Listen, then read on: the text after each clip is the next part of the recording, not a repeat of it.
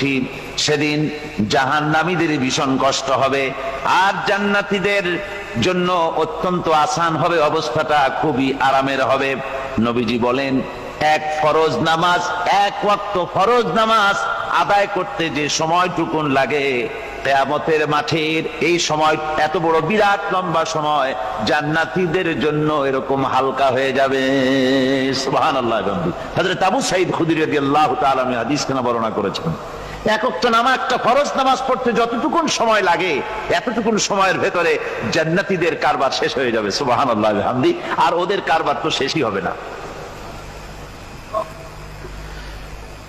وَيَوْمَ تَشَقَّقُ السَّمَاءُ بِالْغَمَامِ وَنُزِّلَ الْمَلَائِكَةُ تَنزِيلًا। ওরা ফেরেশতা দেখতে চায়। সেদিন আসমান